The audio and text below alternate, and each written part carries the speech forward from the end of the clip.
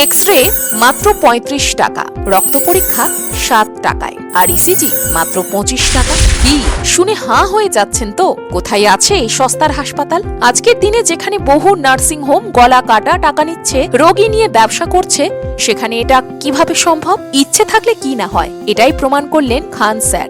যে কাজটা আসলে অন্য কারোর করার কথা ছিল, সেই কাজটাই একজন শিক্ষক হয়ে তিনিই করে দেখাচ্ছেন। কিন্তু কিভাবে একজন শিক্ষক আজ গরিবদের মাসিহা হয়ে উঠলেন? খান স্যারের হাসপাতালে কি কি সুবিধা আছে জানেন? কেনই বা এত কম খরচে তিনি মানুষকে চিকিৎসা দিচ্ছেন? আর সব থেকে বড় প্রশ্নটা হলো, কিভাবেই বা দিতে পারছেন? এই প্রশ্নগুলোর উত্তর শুনলে তাজ্জব হবেন বই কি। যারা ঝাঁ চকচকে হাসপাতালে মোটা টাকা দিয়ে চিকিৎসা করাতে পারেন না, খান স্যার তাদের কথাই ভেবেছেন। তার লক্ষ্য একটাই, চিকিৎসা জগতের অন্ধকার ঘুচিয়ে দেওয়া।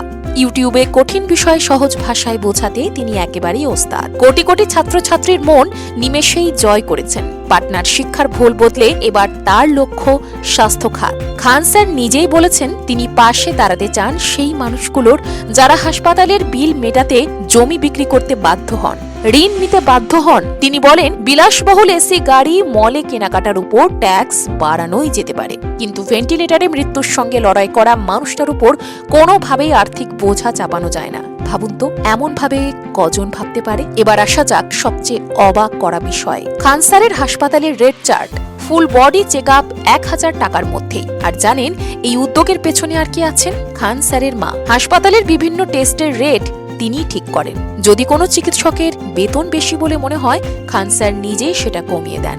কারণ তার বিশ্বাস, কত আয় করলেন সেটা গর্বের নয়, সমাজকে কতটা ফেরত দিলেন সেটাই আসল গর্ব। কিন্তু এত কম টাকায় সব কিভাবে সম্ভব? ইতিমধ্যেই প্রায় ৫টি আলাদা হাসপাতাল তৈরি করে ফেলেছেন তিনি। মেনে চলছেন এক বিশেষ ফর্মুলাও, ব্যবহার করছেন এআই চালিত মেশিন।